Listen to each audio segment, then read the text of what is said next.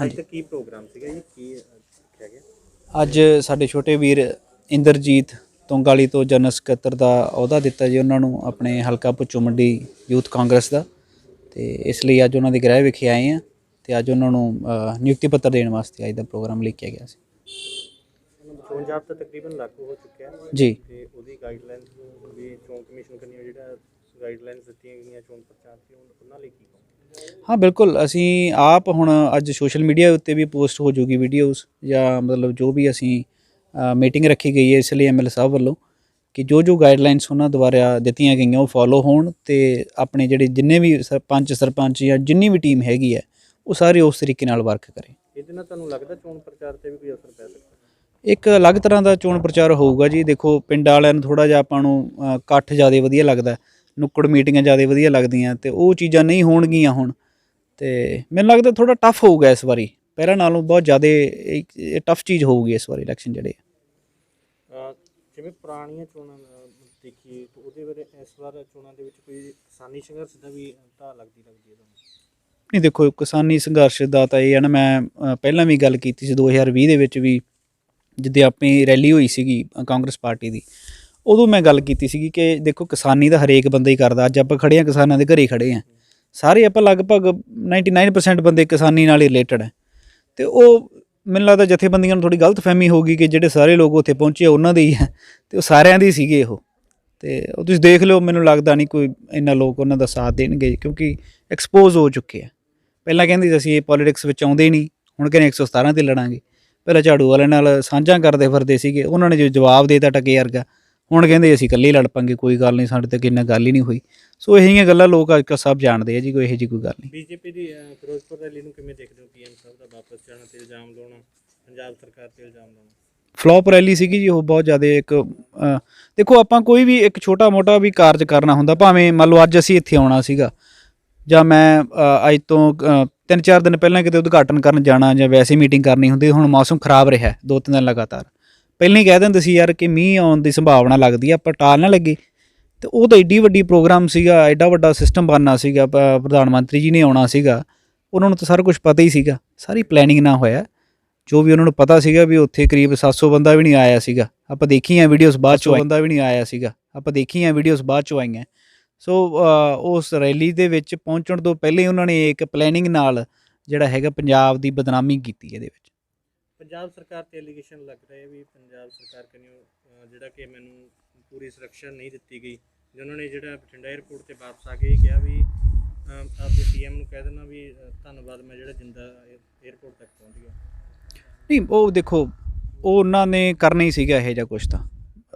ਦੇਖੋ ਰੰਧਾਵਾ ਸਾਹਿਬ ਨੇ ਇਹ ਗੱਲ ਕਹਿਤੀ ਸੀਗੀ ਕਿ ਜਿਹੜਾ ਇਹਨਾਂ ਦਾ ਰੋਡ ਮੈਪ ਸੀਗਾ ਬਣ ਕੇ ਆਇਆ, ਜਿਹੜਾ ਪਲਾਨ ਬਣ ਕੇ ਆਉਂਦਾ ਹੁੰਦਾ ਪਹਿਲਾਂ, ਉਹਨੂੰ ਫੋਲੋ ਕਰਦੀ ਹੁੰਦੀ ਹੈ ਸਿਰਫ ਤਾਂ ਪੰਜਾਬ ਸਰਕਾਰ ਜਾਂ ਕੋਈ ਵੀ ਪੰਜਾਬ ਦੀ ਫੋਰਸ, ਉਹਨੂੰ ਲਾਗੂ ਐਸਪੀਜੀ ਕਰਦੀ ਹੁੰਦੀ ਹੈ। ਸਾਰਾ ਕੁਛ ਐਸਪੀਜੀ ਦੇ ਹੀ ਗਾਈਡਲਾਈਨਸ ਦੇ ਮੁਤਾਬਕ ਹੁੰਦਾ ਹੈ। ਇਹ ਜਿਹੜਾ ਰੋਡ 'ਤੇ ਜਾਣ ਦਾ ਸੀਗਾ, ਇਹਦਾ ਜਿਹੜਾ ਮਤਲਬ ਔਨ ਦਾ ਸਪੌਟ ਜਿਹੜਾ ਇਹਨਾਂ ਨੇ ਡਿਸੀਜਨ ਲੈ ਕੇ ਕੀਤਾ ਗਿਆ ਸੀਗਾ। ਇਹ ਅਲਟਰਨੇਟ ਰੂਟ ਵੀ ਦੱਸਿਆ ਗਿਆ ਸੀਗਾ। ਰੰਧਾਵਾ ਸਾਹਿਬ ਦੀ ਤੁਸੀਂ ਇੰਟਰਵਿਊ ਦੇਖੀ ਹੋਊ, ਉਹਦੇ ਵਿੱਚ ਵੀ ਉਹਨਾਂ ਨੇ ਕਿਹਾ ਕਿ ਵੀ ਅਸੀਂ ਅਲਟਰਨੇਟ ਵੇ ਦੇਤਾ ਸੀਗਾ, ਪਰ ਉਹਨਾਂ ਨੇ ਵਾਪਸ ਜਾਣਾ ਉੱਥੇ ਜ਼ਰੂਰੀ ਸਮਝਿਆ। ਸੋ ਇਹੋ ਜਿਹੀ ਗੱਲ ਨਹੀਂ ਹੁੰਦੀ। ਵਾਰਾਣਸੀ ਦੇ ਵਿੱਚ ਇੱਕ ਬਹੁਤ ਭੀੜਾ ਜਿਹਾ ਬਾਜ਼ਾਰ ਹੈ, ਇੱਕ ਵੀਡੀਓ ਦੇਖੋਗੇ, ਮੈਂ ਵੀ ਸੋਸ਼ਲ ਮੀਡੀਆ 'ਤੇ ਸ਼ੇਅਰ ਕੀਤੀ ਸੀ। ਵਾਰਾਣਸੀ ਦੇ ਵਿੱਚ ਇੱਕ ਛੋਟੇ ਜਿਹੇ ਬਾਜ਼ਾਰ ਵਿੱਚੋਂ ਦੇ ਲੰਘ ਰਹੇ ਆ ਪੀਐਮ ਸਾਹਿਬ, ਅਤੇ ਲੋਕ ਫੁੱਲਾਂ ਦੀ ਵਰਖਾ ਕਰੀ ਜਾਂਦੇ ਆ, ਅਤੇ ਇੱਕ ਬੰਦਾ ਭੱਜ ਕੇ ਆ ਕੇ ਉਹਨਾਂ ਨੂੰ ਟੋਪੀ ਪਹਿਨਾਉਂਦਾ ਅਤੇ ਸਰੋਪਾ ਵੀ ਪਾਉਂਦਾ ਹੈ ਨਾ।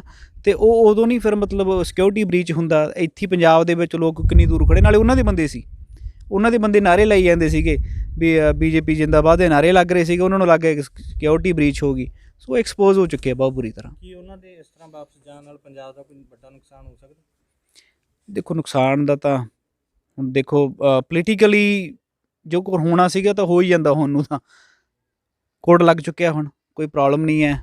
ਅੱਜ ਹੁਣੇ ਦੇਖੋ ਐਲਾਨ ਹੋਇਆ ਕਿ 4 ਛੋਟੇ ਸਾਹਿਬਜ਼ਾਦੇ ਜਿਹੜੇ ਹੈਗੇ ਆ, ਉਹਨਾਂ ਦਾ ਜਿਹੜਾ ਸ਼ਹੀਦੀ ਦਿਹਾੜੇ ਨੂੰ ਬਾਲ ਦਿਵਸ ਦੇ ਤੌਰ ਦੇ ਉੱਤੇ ਮਨਾਇਆ ਜਾਊਗਾ, ਵੀਰ ਬਾਲ ਦਿਵਸ ਦੇ ਤੌਰ 'ਤੇ ਮਨਾਇਆ ਜਾਊਗਾ। ਅੱਜ ਉਹਨੇ ਐਲਾਨ ਵੀ ਕਰਤਾ। ਸੋ ਦੇਖੋ ਬਦਲੇ ਦੀ ਭਾਵਨਾ ਤਾਂ ਕਿਸੇ ਨੂੰ ਰੱਖਣੀ ਨਹੀਂ ਚਾਹੀਦੀ। ਜੇਕਰ ਉਹਨਾਂ ਨੂੰ ਲੱਗਦਾ ਵੀ ਜੇਕਰ ਉਹ ਕੋਈ ਸ਼ੋਅ ਫਲੋਪ ਗਿਆ ਤਾਂ ਉਹਨਾਂ ਦੀ ਆਪਦੀ ਪਾਰਟੀ ਦੇ ਕਰਕੇ ਗਿਆ ਹੈਗਾ, ਇਹ 'ਚ ਪੰਜਾਬ ਸਰਕਾਰ ਦਾ ਕੋਈ ਰੋਲ ਹੀ ਨਹੀਂ ਹੈ। ਆਉਣ ਵਾਲੀ ਜਿਹੜੀ ਸਰਕਾਰ ਬਣਨੀ ਹੈ, ਕਾਂਗਰਸ ਸਰਕਾਰ ਬਣੇਗੀ, ਕਾਂਗਰਸ ਪਾਰਟੀ ਦੀ ਸਰਕਾਰ ਬਣੇਗੀ, ਤਾਂ ਕਿਸ ਮੁੱਦਿਆਂ 'ਤੇ ਬਣੇਗੀ?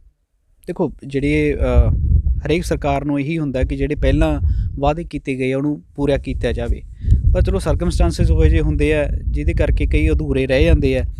ਸੋ ਮੈਨੂੰ ਲੱਗਦਾ ਕਿ ਡਿਵੈਲਪਮੈਂਟ ਦੀ ਹੀ ਗੱਲ ਹੋਣੀ ਚਾਹੀਦੀ ਹੈ। ਮੈਂ ਆਪਦੇ ਵੀ ਭਾਸ਼ਣਾਂ ਦੇ ਵਿੱਚ ਇਹੀ ਗੱਲ ਕਰਦਾ ਹੁੰਦਾ ਕਿ ਪਿੰਡਾਂ ਦੇ ਲੋਕਾਂ ਨੂੰ ਘੱਟੋ ਘੱਟ, ਕਿਉਂਕਿ ਆਪਣੇ ਜ਼ਿਆਦਾਤਰ ਵਸੋਂ ਜਿਹੜੀ ਪਿੰਡਾਂ 'ਚ ਹੀ ਰਹਿੰਦੀ ਹੈ, ਉਹਨਾਂ ਨੂੰ ਗਲੀਆਂ ਨਾਲੀਆਂ ਤੋਂ ਬਾਹਰ ਕੱਢਣਾ ਆਪਾਂ, ਅਤੇ ਇਹਦੇ ਤੋਂ ਨਸ਼ੇ ਉੱਗਣੇ ਨਹੀਂ ਚਾਹੀਦੇ, ਹੈ ਨਾ ਜੀ। ਕੁਛ ਕੁ ਇਹ ਵੀ ਐਗਜ਼ਾਮਪਲਾਂ ਦਿੰਦੇ ਨੇ, ਪਰ ਇਹ ਗੱਲਾਂ ਸਮੇਂ ਦੇ ਨਾਲ ਨਾਲ ਜਿਹੜੀਆਂ ਹੈਗੀਆਂ ਉਹ ਬਦਲਣੀਆਂ ਚਾਹੀਦੀਆਂ, ਧਾਰਨਾਵਾਂ ਹੋਣੀਆਂ ਚਾਹੀਦੀਆਂ। ਜਿਹੜੀ ਖਸਖਸ ਦੀ ਖੇਤੀ ਹੈ, ਹੁਣ ਉਹਦਾ ਰੋਡ ਮੈਪ ਕੀ ਹੋਊਗਾ, ਕਿ ਸਾਰਿਆਂ ਨੂੰ ਇੱਕ ਇੱਕ ਕਿੱਲਾ ਲਾਉਣ ਦੀ ਜਾਂ ਇੱਕ ਕਿਆਰੀ ਲਾਉਣ ਦੀ ਜਾਂ ਕਿਵੇਂ ਕੀਤੀ ਜਾਊਗੀ, ਉਹਦੀ ਪ੍ਰੋਟੈਕਸ਼ਨ ਕਿਵੇਂ ਹੋਊਗੀ, ਉਹਦੀ ਜਿਹੜੀ ਕਾਲਾ ਬਾਜ਼ਾਰੀ ਕਿਸ ਤਰੀਕੇ ਨਾਲ ਰੋਕੀ ਜਾਵੇ। ਦੇਖੋ ਜੇ ਮੈਂ ਤਾਂ ਕਹਿਣਾ ਖਸਖਸ ਹੀ ਨਹੀਂ, ਜਿਹੜੀਆਂ ਹੋਰ ਵੀ ਕੋਈ ਮੈਡੀਸਨਸ ਜਿਹੜੀਆਂ ਹੈਗੀਆਂ ਨੇ ਉਹ ਵੀ ਲੱਗਣੀਆਂ ਚਾਹੀਦੀਆਂ, ਅਲਟਰਨੇਟ ਵੇ ਹੋਣਾ ਚਾਹੀਦਾ। ਇਹੀ ਫਸਲੀ ਵਿਭਿੰਨਤਾ ਹੈ। ਸਿੰਥੈਟਿਕ ਨਸ਼ਿਆਂ ਤੋਂ ਬਚਾਇਆ ਜਾ ਸਕਦਾ। ਹੁਣ ਇੱਕ ਜੀਵ ਵਾਲੀ ਗੋਲੀ ਵੀ ਹਸਪੀਟਲ ਦੇ ਵਿੱਚ ਦਿੱਤੀ ਜਾਂਦੀ ਹੈ ਜੀ, ਉਹ ਤੇ ਪੱਕਾ ਛਡਾਉਣ ਦੀ ਬਜਾਏ ਲਾਇਆ ਜਾ ਰਿਹਾ ਹੈ। ਕਾਫੀ ਉਹਦੇ ਬਾਰੇ ਸਵਾਲ ਚੁੱਕੇ ਜਾ ਰਹੇ ਨੇ। ਜੀ ਜੀ ਜੀ ਜੀ ਜੀ ਸਿੰਥੈਟਿਕ ਨਸ਼ਿਆਂ ਤੋਂ ਤਾਂ ਬਿਲਕੁਲ ਸਹੀ ਹੈ ਵੀ ਜੇਕਰ ਨਸ਼ੇ ਤੋਂ ਸਿੰਥੈਟਿਕ ਨਸ਼ਿਆਂ ਦੀ ਤਾਂ ਕੋਈ ਲਿਮਟ ਹੀ ਨਹੀਂ ਹੁੰਦੀ। ਹਾਂ, ਗੋਲੀਆਂ ਵਾਲਾ ਵੀ ਮਸਲਾ ਆਇਆ ਸੀ ਪਿੱਛੇ ਜੇ, ਕਹਿੰਦੇ ਵੀ ਉਹਦੀ ਡੋਜ਼ ਵਧਾਈ ਜਾਵੇ, ਕਿਸੇ ਇਹੋ ਜਿਹੇ ਧਰਨਾ ਵੀ ਲੱਗਿਆ ਸੀ ਬਹੁਤ ਹੀ। ਚਲੋ ਇਹ ਤਾਂ ਬਚਾਉਣ ਲਈ ਲੋਕਾਂ ਨੂੰ ਜਿਹੜਾ ਅਲਟਰਨੇਟ ਦਿੱਤਾ ਜਾਂਦਾ, ਪਰ ਉਹ ਬੰਦੇ ਨੂੰ ਉਸੇ ਚੀਜ਼ ਦੀ ਆਦਤ ਪੈ ਜਾਂਦੀ ਹੈ। ਤਾਂ ਸਰਕਾਰਾਂ ਨੂੰ ਇਸ ਚੀਜ਼ ਬਾਰੇ ਵੀ ਸੋਚਣਾ ਚਾਹੀਦਾ ਹੈ। ਮੈਂ ਕਹਿਣਾ ਹੈਲਥ ਡਿਪਾਰਟਮੈਂਟ, ਐਗਰੀਕਲਚਰ ਡਿਪਾਰਟਮੈਂਟ ਸਾਰਾ ਇਹ ਬਹਿ ਕੇ ਇੱਕ ਵਾਰੀ ਇਹ ਰੋਡ ਮੈਪ ਤਿਆਰ ਕਰਨ। ਸਭ ਤੋਂ ਵੱਡੀ ਗੱਲ ਬਾਈ ਜੀ ਇਹ ਹੈ, ਮੈਂ ਨਾ ਥੋੜ੍ਹੀ ਜਿਹੀ ਤੁਹਾਡੀ ਇੰਟਰਵਿਊ ਲੰਬੀ ਹੋ ਜਾਣੀ ਹੈ, ਪਰ ਉਹਦੀ ਗੱਲ ਇਹ ਹੈ ਕਿ ਬੰਦੇ ਦੇ ਨਾਲ ਆਪਦੇ ਮਨ 'ਤੇ ਹੁੰਦੀ ਆ ਸਾਰਾ ਕੁਛ, ਆਪਦੇ ਮਨ 'ਚ। ਮੈਂ ਯੂਨੀਵਰਸਿਟੀ ਪੜ੍ਹਦਾ ਸੀ, ਮੇਰੇ ਨਾਲ ਦੇ 2 ਮੁੰਡਿਆਂ ਦੀ ਜਿਹੜੀ ਡੈਥ ਉਹ ਚਿੱਟੇ ਕਰਕੇ ਹੋਈ ਸੀ। 2009 ਤੋਂ ਲੈ ਕੇ 2014 ਤੱਕ ਮੈਂ ਯੂਨੀਵਰਸਿਟੀ ਪੜ੍ਹਿਆ। ਉਹਦੇ 'ਚ ਮੇਰੇ ਨਾਲ ਦੇ 2 ਸਾਥੀਆਂ ਦੀ ਡੈਥ ਹੋਈ ਹੈ ਚਿੱਟੇ ਕਰਕੇ। ਸਾਨੂੰ ਸਾਰਿਆਂ ਨੂੰ ਖੁੱਲ੍ਹਾ ਫੰਡ ਆਉਂਦਾ ਸੀਗਾ, ਘਰਦਿਆਂ ਵੱਲੋਂ ਵਾਧੂ ਪੈਸੇ ਮਤਲਬ ਦਿੰਦੇ ਸੀਗੇ ਘਰ ਦੇ, ਅਤੇ ਉਹ ਕੀ ਕਰਦੇ ਸੀਗੇ ਵੀ ਇੱਕ ਕੁਛ ਕੁ ਤਾਂ ਆਪਦੇ ਬੰਦੇ 'ਤੇ ਹੁੰਦੀ ਹੈ। ਮੈਂ ਨਾ ਰਹਿੰਦਾ ਰਿਹਾ, ਮੇਰਾ ਵੀ ਵੱਡੇ ਨਸ਼ੇੜੀਆਂ 'ਚ ਨਾ ਆਉਣਾ ਸੀ, ਜਾਂ ਹੋ ਸਕਦਾ ਮੈਂ ਧਰਤੀ 'ਤੇ ਨਾ ਹੀ ਹੁੰਦਾ, ਉਹਨਾਂ ਵਾਂਗੂ ਹੀ ਚੱਲ ਜਾਂਦਾ ਜੇ ਮੇਰੇ ਆਪਣੇ ਆਪ 'ਤੇ ਕੰਟਰੋਲ ਸੀ, ਸੈਲਫ ਕੰਟਰੋਲ। ਅੱਜ ਦੀ ਜਿਹੜੀ ਜਨਰੇਸ਼ਨ ਉਹਦੇ ਸੈਲਫ ਕੰਟਰੋਲ ਬਹੁਤ ਘੱਟ ਹੈ, ਐਗਰੈਸ਼ਨ ਵੱਧ ਹੈ।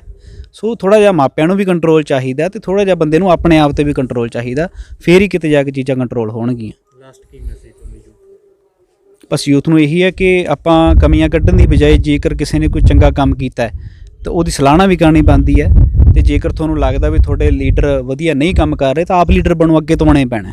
ਪਿੱਛੇ ਰਹਿ ਕੇ ਜੇਕਰ ਆਪਾਂ ਫੇਸਬੁੱਕ 'ਤੇ ਬਹਿ ਕੇ ਇਕੱਲੇ ਕਮੈਂਟ ਹੀ ਲਿਖਾਂਗੇ ਤਾਂ ਉਹ ਚੀਜ਼ ਵੀ ਨਹੀਂ ਚੰਗੀ। ਅੱਗੇ ਆ ਕੇ ਆਪ ਦਾ ਦੁੱਖ ਸੁੱਖ ਦੇਖੋ, ਲੋਕਾਂ ਨੂੰ ਪੁੱਛੋ, ਵਿਚਰੋ। ਜੇ ਲੋਕਾਂ ਨੂੰ ਪਸੰਦ ਆਇਆ ਤੁਹਾਨੂੰ ਕਬੂਲ ਕਰਨਗੇ, ਨਹੀਂ ਆਇਆ ਤਾਂ ਨਹੀਂ ਸਹੀ, ਅਗਲੀ ਵਾਰੀ ਸਹੀ, ਅੱਗੇ ਤਾਂ ਆਉਣਾ ਹੀ ਪੈਣਾ। ਥੈਂਕ ਯੂ, ਬਹੁਤ ਬਹੁਤ ਧੰਨਵਾਦ ਗੱਲਬਾਤ ਕਰਨ ਦੇ ਲਈ, ਸਮਾਂ ਦੇਣ ਲਈ। ਇਸ ਸਨ ਰੁਪਿੰਦਰ ਸਿੰਘ ਕੋਟਪਾਈ, ਜਿਨ੍ਹਾਂ ਨਾਲ ਆਪਾਂ ਕਿ ਅਹਿਮ ਮੁੱਦਿਆਂ 'ਤੇ ਗੱਲਬਾਤ ਕੀਤੀ।